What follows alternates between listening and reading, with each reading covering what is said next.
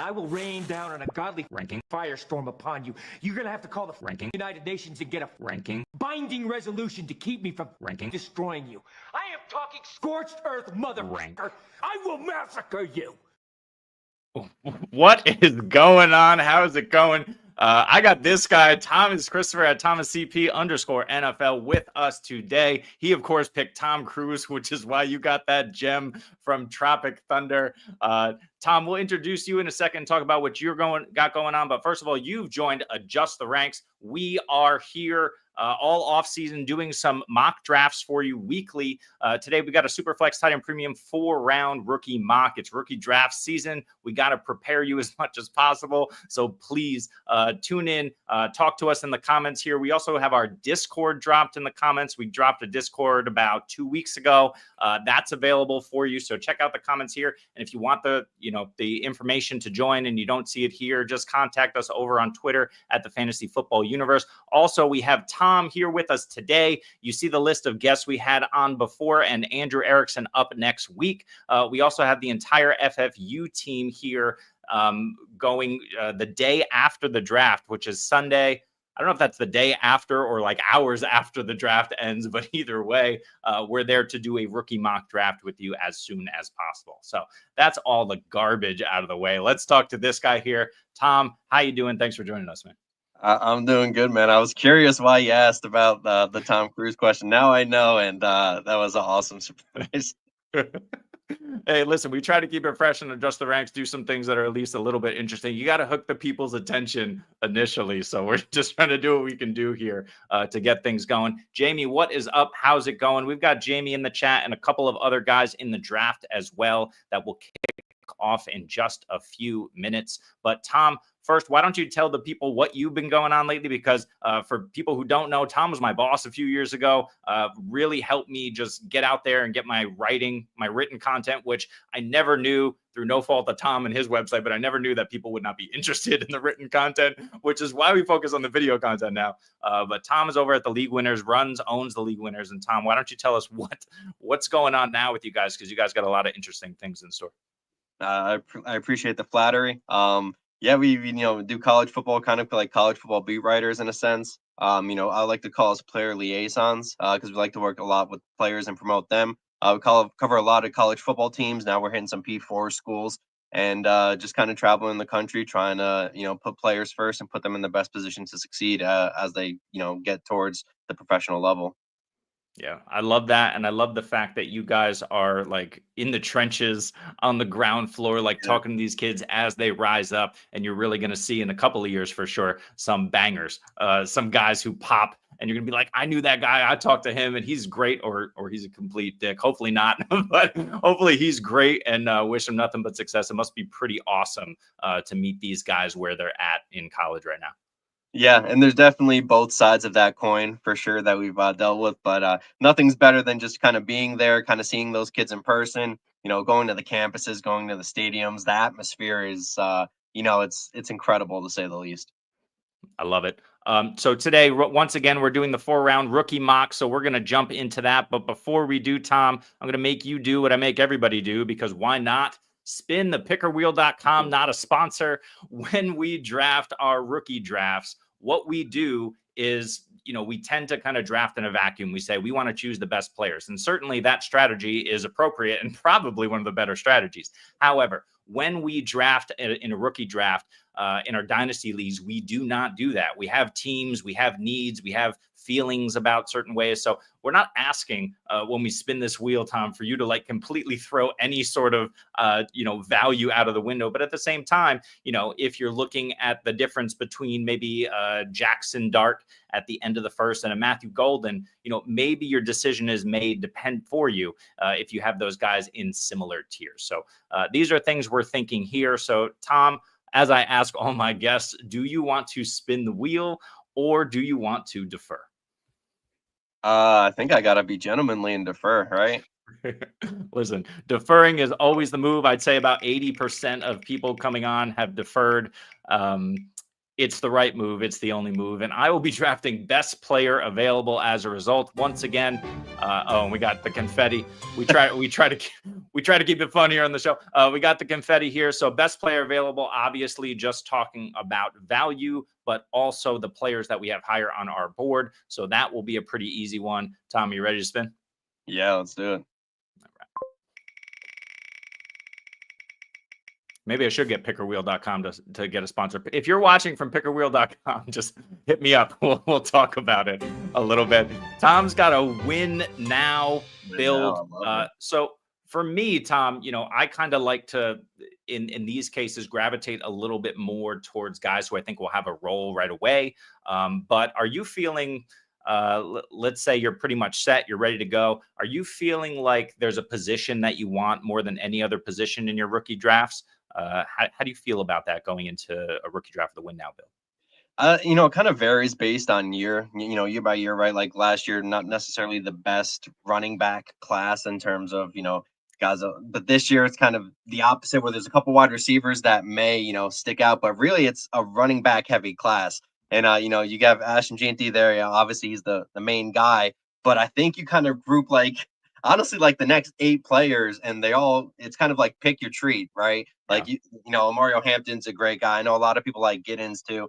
So it kind of, I think personally, running back is that position for me. Yeah, that makes sense. And as I just remind everybody in the draft that we have 1 minute till we're going to kick it off. Yeah, it's important to definitely consider running back. And I'm the same way, probably because I start all my dynasty drafts with like heavy wide receiver. And I'm like, fuck running backs. We're not dealing with them until the 8th round. We're going 0 running back. Yeah. But certainly I try to approach it as like a year 2 build. So if I'm in year 2 or year 3, I know that I'm going to need a running back because I probably have like James Conner and nobody else on my team who I was able to get later. So I really need to load up on those guys. And running back for a win now build, we know these guys come into the league, not all of them, but a lot of them come into the league and dominate from the jump. So I totally agree with you. And like you said, there's no better draft class than this draft class to get yourself 2, 3, 4 running backs in the draft. Yeah, I completely agree, man. There's even a lot of hope depending on the way this draft goes. I'm hoping I can snag one of my sleepers on the back end of this 4-round rookie draft that we have going on. I love it. Well, let's try to keep that quiet and let's try to start up this draft. So once again, 4 rounds. Superflex, tight end premium, rookie mock. Here we go. And Tom, you were sitting at the 107 as I'm trying to invite people instead of starting the draft. Here we go. We know that Ashton Jeanty in there, he goes number 1 off the board. We know that probably by the 107, you're probably not looking at Cam Ward. You're probably not looking at Amari and Hampton. I've seen all of the other guys, including TEP, fall to the 107. Like you said, it's this big group. Who are you hoping gets here, especially you're considering your win now? What are your thoughts about, the 107? In the win now position, I kind of want a player that should be a plug and play, right? Come in first year, either he's going to have a role right off the bat, or he can get kind of slowly eased into a role. I know a lot of people saw that with JSN with Seattle, and now he's presumably going to have a much bigger role in year 2. But at 7 pick, normally your team is on the cusp of potentially competing for a championship, so you want a player that's going to help you immediately. I'm looking for I'm looking for somebody who's going to contribute right away. And actually, this is very interesting seeing how it's playing out right now. Yeah, I love this. And I guess before we get to your pick, let's get this from Jamie. Trading down from the 103 to 107, because we just talked about the fact that it's kind of this large glut of players. Anyone in the top 7 after Jeanty seems interesting enough. If you're moving down, Tom, from the 103 to 107, what would you like on top in an ideal situation? I think it depends kind of, if you're just talking strictly draft value, you always try to want to get, a second round pick thrown in there, maybe, amid the late. But if you're talking players, you always try to go for young upside or guys who can, help you compete right away.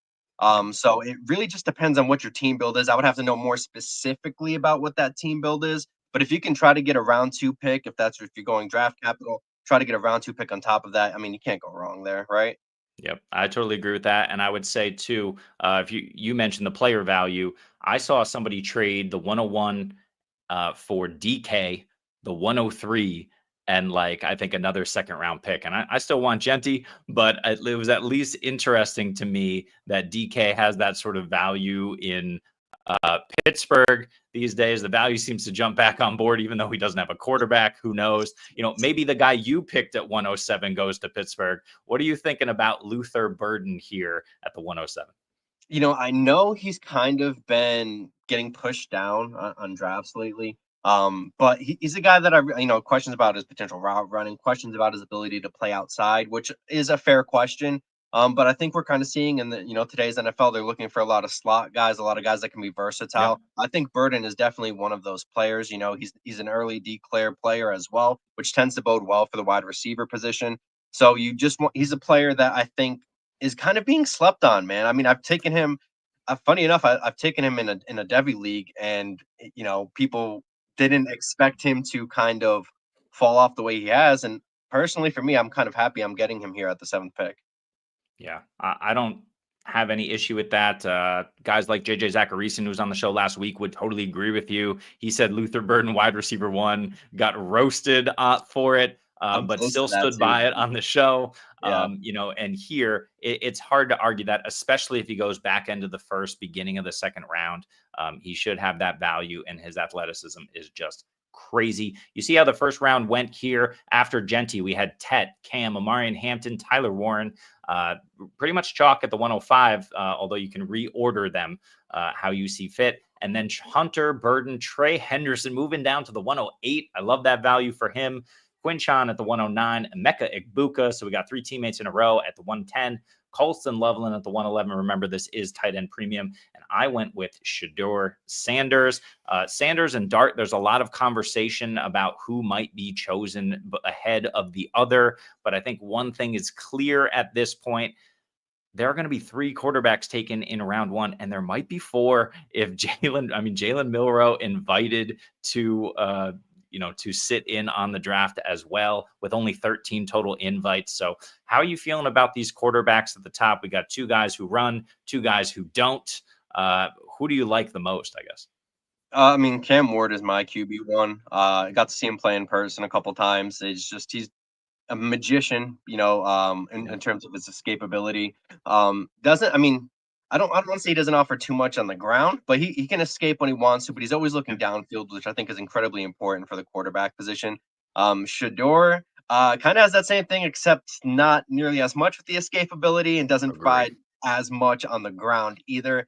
Um, as far as Dartman, I used to be heavily against him. And then I Mhm. watched a little bit more film, and I've kind of come away with liking him. Yeah. Just some of the plays he's made, some of the football IQ plays he's made to get guys open, especially in zone coverage when he's moving defenders out of the way, is something that it's very it's something you need, and you like to see that out of a young quarterback. And then Milroe, man, I'm not too much of a fan of his passing ability, but I think if he can get that coached up, he could actually be a relatively good player, I believe. Yeah, I agree with you. And the NFL might agree with you as well. We're going to see where these guys end up. Um, Interesting stat that I pulled from last week as I'll resume the draft. You have about 30 seconds to make your choice here.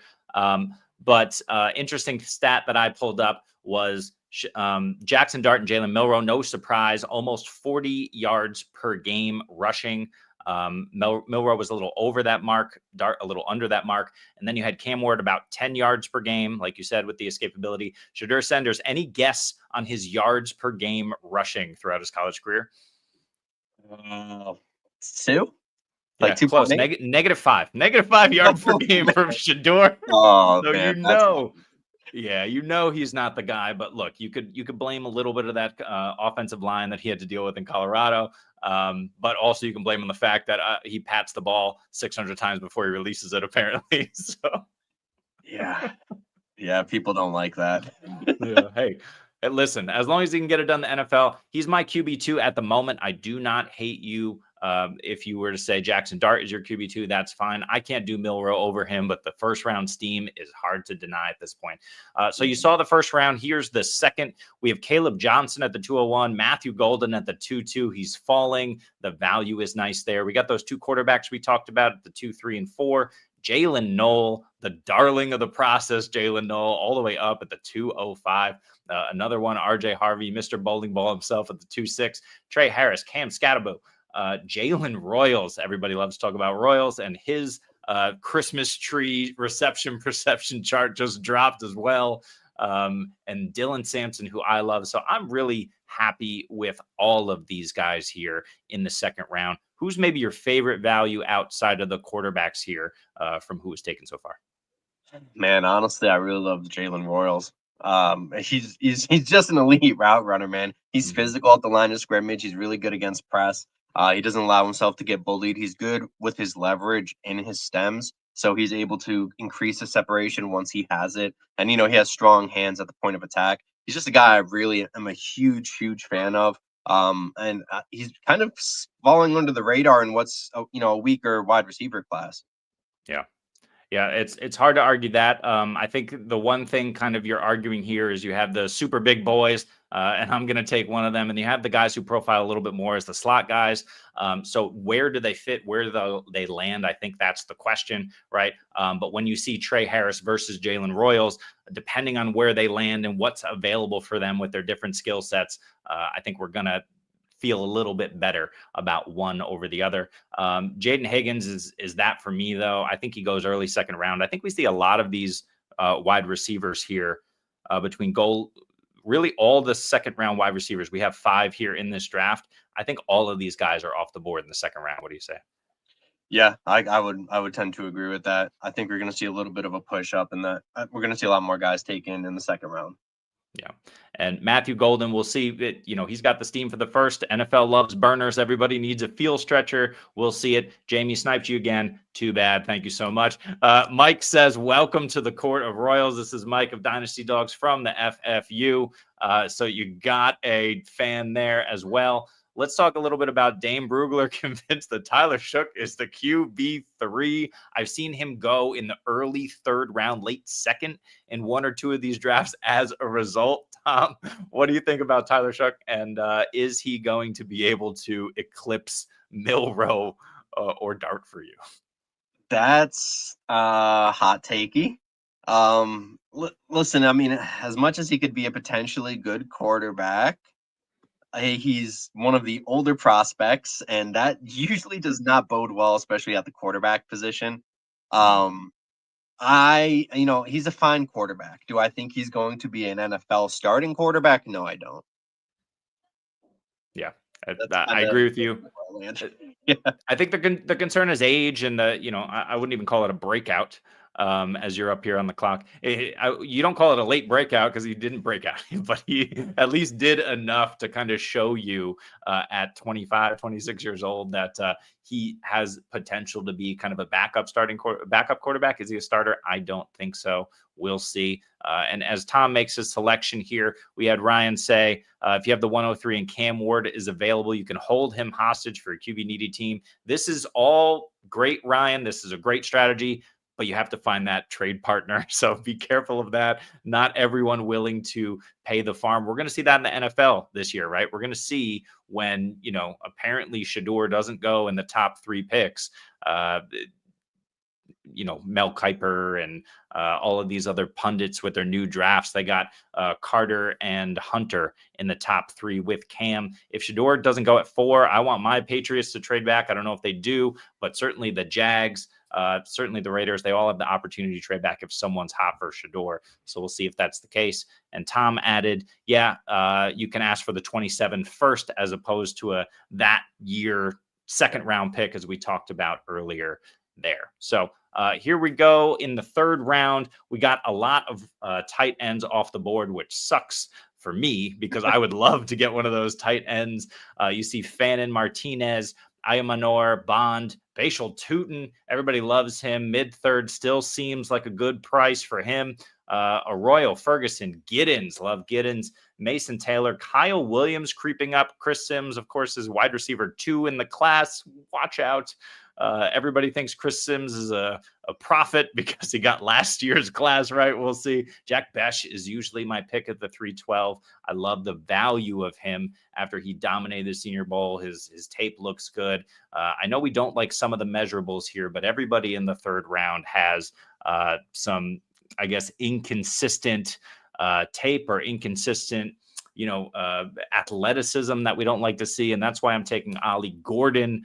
You like to see the production. You don't know if these guys are going to get there, but whether it's size, whether it's speed, whether it's pure athleticism outside of the tight ends, I think the third round looks relatively chalky in terms of who was taken here. Who do you like, Tom?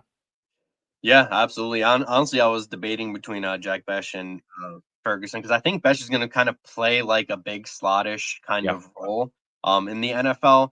He's another guy too, man. He's really good on getting leverage on his stems, which is like it's incredibly important for a wide receiver to get open. But I ended up going with Ferguson just because some of the rumblings I've heard with teams that he's met so far. I know the NFL kind of views him highly, and tight end premium. Might as well try to hit that, and if you get it, if you get that pot of gold in the third round, why not?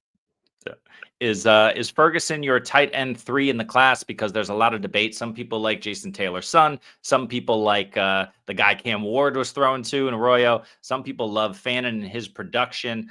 But these are the 4 names that I routinely see as tight end 3. You can mix and match them. Is Ferguson your tight end 3? And if so, give us a tight end 4 as well. Yeah, he is. Actually, I have it Warren, Loveland, Ferguson, Fannin, Arroyo, and then I kind of have Taylor a little bit down. It's kind of a little. This is going to be a poor explanation, but for whatever reason, a lot of superstar athletes, their sons just never hit the same mark as their parents do for whatever reason. It almost always happens. Now, will he be a pro? Yes, obviously, he's going to be in the NFL. But do I think he's going to have that similar type of production? I don't, and he's a guy that I'm kind of passing over on. I'll let other people take him for now. Yeah, I hear that. You heard it here first. Stephen A. down here says that Bronny is never going to make it in the NBA. Watch out. LeBron's going to be knocking on your door soon. Tom, you're up here in the 4th. I'll recap the 4th, and then we'll see who you pick. We have Restrepo, Brashad Smith, Jordan James, Tez Johnson, who is all around the 4th round there. Might be a value, but might be off your board. Based on how he tested. Woody Marks, Raheem Sanders. We got some of the smaller backs coming off the board with an opportunity because of that athleticism. Who are you looking at here, Tom, at the 4-7? I'm about to take him with my sleep. I could probably get him. I might be able to get him later if I had another pick, or he might even slip to a UDFA. But honestly, I'm going to go with the Syracuse guy, LaQuinn Allen, and the main reason is pass protection. He is the best pass protector in this draft at the running back position. And I think that is what is kind of being slept on, because for running backs, you have to excel in order to get on the field. If you can't block, you're not going to be on the field. And no, I don't think he's necessarily the greatest runner. He's an elite receiving back. He's an elite pass protector. And I think the system that he was in Syracuse under Coach Fran Brown, who's going to see a lot of more guys get drafted, just based on this the culture that he's building there. I think he's going to really sleep, and I think he is going to have an early role this season. Yeah, I love that. And we're a little bit worried about size. These guys all have their warts, but that's the thing, right? Is like, if you, at this stage of the draft, if you don't have size, you're slow, right? Or if you do have size, you're slow. And if you don't have size, you're hyper athletic, but you might not last in the NFL. At least that's our thought process. Tom, as we wrap up here, we can see the names in the 4th round, but I have a question that I do not want to forget to ask you, because unfortunately I forgot to ask JJ, which was my last show. And it's the question about age, right? Certainly we have NIL that's keeping these guys in school. We had COVID just a couple of years ago that extended these guys' college careers. The players coming out now are older. So things like breakout age, which we relied on so much in fantasy, seems to be less important than it was in years past. What do you think about guys who break out young and it do, 25-year-olds coming out this year, if they're good, does that worry you? RJ Harvey, I think, is 24 years old, so he's a good example. Are you worried about older guys coming out now? It's tough, man, because I think even I said it earlier in the show is that when I look at wide receivers, I look at early declare wide receivers, and we're going to see a lot less of that, especially with the NIL going forward, because a lot of guys are going to make more money than they potentially could if they, end up being a day 2, day 3 guy. They're going to stay longer in college football. So it's tough. There's certain positions where I don't care as much. Tight end might be one of those positions because that's a position where normally it takes a lot of time to learn. Running back, I don't necessarily care as much because those guys don't necessarily hit their prime until that 24 to 28 age window. Wide receivers, I care a little bit more about because if they're not elite at an early age, it's really hard for them to be elite at the NFL level. Kind of the same thing with quarterbacks. Obviously, there's players who kind of go against that. Obviously, there's always exceptions to the rule, but just in my opinion, that's how I kind of view them. Yeah, I think that's an excellent point, and I love how you broke it down by position as well, because certainly everybody wants he's not out this year, but everyone wants the Jeremiah Smith. If you're playing Devy leagues like Tom, I'm sure you are, and if you're not, you need to get in there with your knowledge, your vast knowledge building. But everybody wants that breakout freshman guy, right? Because they want to see him blossom before their eyes, and they want to be right. We all want to be right. Right. But the thing is that there are guys all the time that surprise us, and we have to be ready for the Devon Vele's of the world who are mildly productive in year one as a 26-year-old, because then you can sell the crap out of them immediately and at least gain a little bit of value on those guys. But yeah, it's really hard right now, and I don't know what the answer is. I know that Derek Brown on this show would tell you he doesn't care that RJ Harvey is 24 years old. He's great, and he's going to draft the hell out of him anyway. JJ, on the other hand, would tell you, and did, that his prospect model still heavily values age and breakout age. So there are late breakouts, of course, but this is all factored into these models. So it depends what you believe. My belief is that the game is changing, and we have to change with it if we want to find the edge. But yeah, I don't know that there's a right answer there. But speaking of right answers, Tom, why don't you tell us who had the right answer in this draft? I'll recap the fourth round, and why don't you have a look at some of these teams and give us one or two that you really like from top to bottom. So again, we had Tez at the 404, Woody Marks 405, Sanders, Allen, as Tom talked about, Gunnar Helm, who, look, terrible testing, but if you saw his ankle that he posted on social media, I mean, you could at least forgive him a little bit. We're not forgiving Restrepo. We didn't see a post of a hammy on social. Ty Felton at the 4-9, Kyle McCord. Look, I love it. He would probably be my quarterback 5. It's certainly not going to be any of these other guys like Shook, but we'll see. You got Trevor Etienne at the 4-11 and Taj Brooks for myself at the 4-12. Again, just banking on these guys who could make an impact, however unlikely. So, Tom, who do you got? Whose draft do you love? Well, first I want to say I agree with you about Kyle McCord. Super underrated kid, and I think he could be great in the league. But one guy who I think had a great draft is Bigger Me. I think it's Bigger Me James, the 1-3. Getting double quarterbacks, potential starters, in a super flex is pretty huge. I like Elick as well, another early declare player. And Jordan James doesn't necessarily hurt coming out of Oregon with his final pick. And then another guy I really like is our buddy there, Joe O'Leary. Colston Loveland, tight end premium. I love Devin Neal, Besh, who we talked about. And then of course you have Travis Etienne's brother, Trevor, out of Georgia, who I think is getting a little bit slept on. I think he's a little bit more pro ready than some of these other guys. But fourth at the 4-11, that's a pretty good pick as well. Honestly, there's a lot of good drafts here. I think it's going to be. It's so hard to tell pre NFL draft because there's so much potential value could change up. So I'm really interested to see. Actually, I want to save this and see how it looks, how one of these looks post draft too. Absolutely. I'm going to give love to D Hart at the 108. Got Henderson with the incredible value there. Look, I think Henderson goes in the first round or early second. I think if Hampton is gone, the Broncos would be stupid to pass up on Trey Henderson. We'll see what they end up doing. You got Scatterbo. The dude can catch. I mean, we love guys who can catch, but we hate Cam Scatterbo. I don't understand that. He should probably be higher than Harvey. Even though I love Harvey, he should probably be higher than Caleb, even though the dude is a machine out there. And DJ Giddens, absolutely crazy athleticism there. The guy is just flat out good. And then Gunnar Helm, like we talked about with the ankle issue while testing. Another one I'll shout out is Brian from the 2-hole. You got Tet. No arguments there. You got Matthew Golden at value at the 2-2. That guy's probably going to go first round, a worst case, early second round. So Matthew Golden will have value.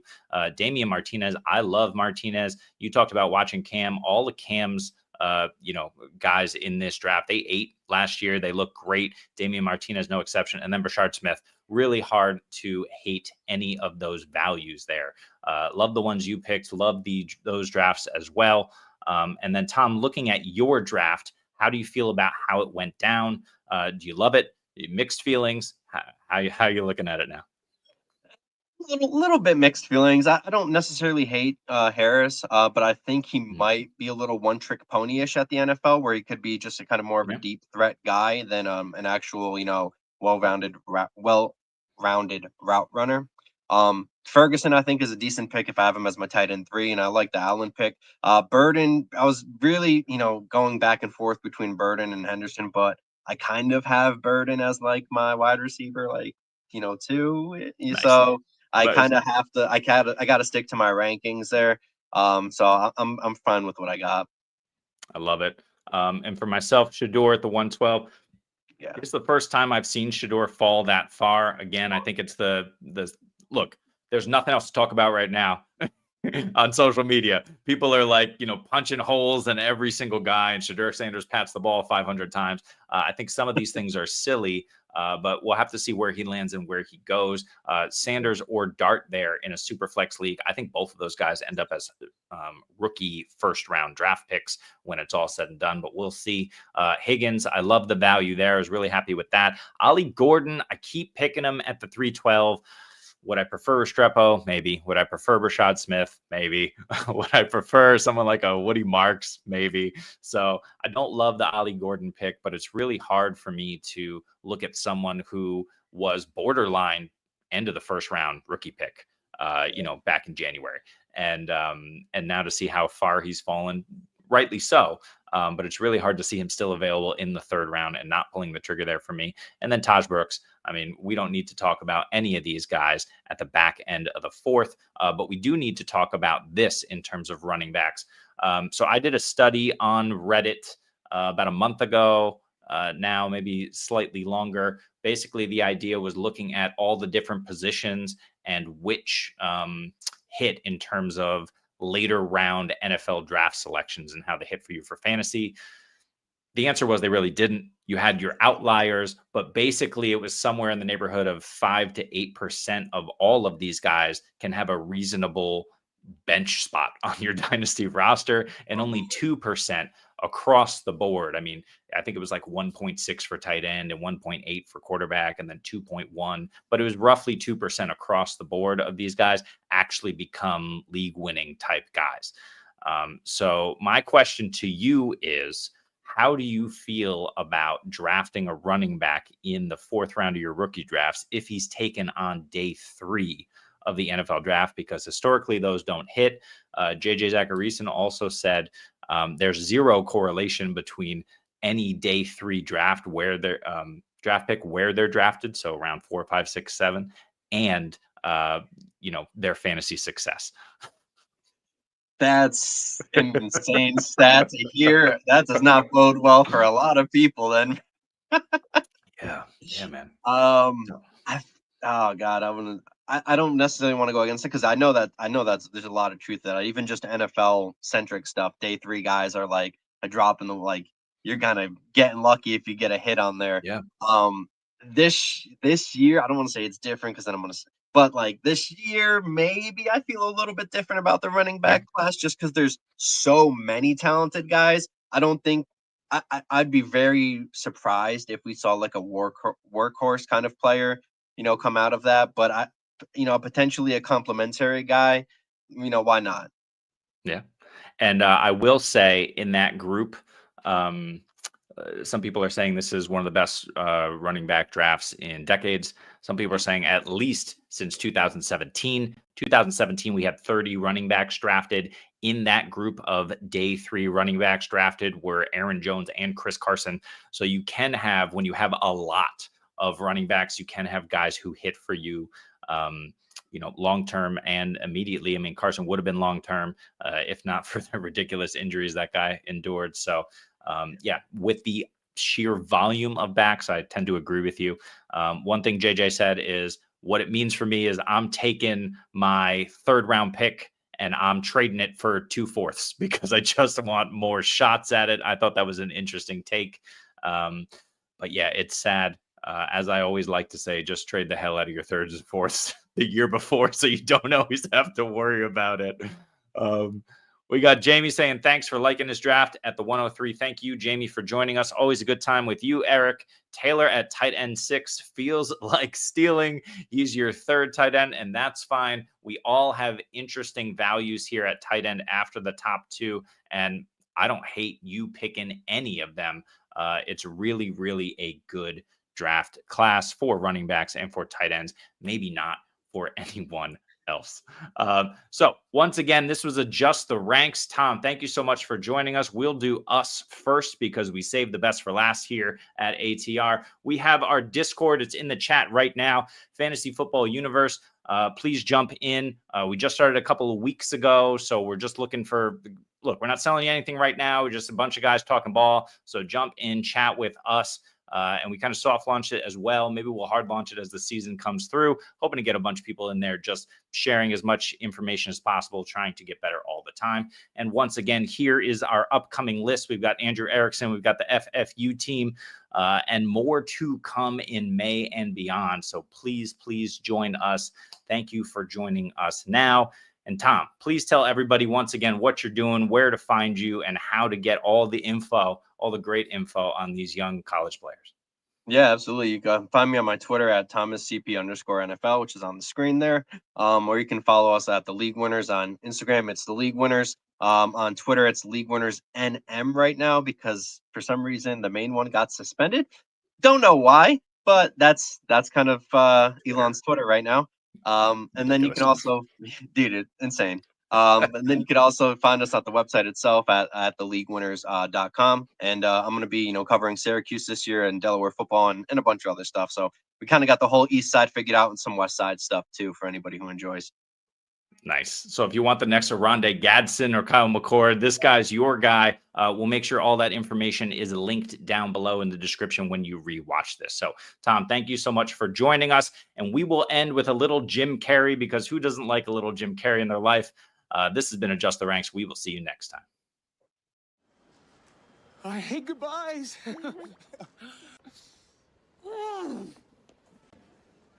Lloyd. Shh.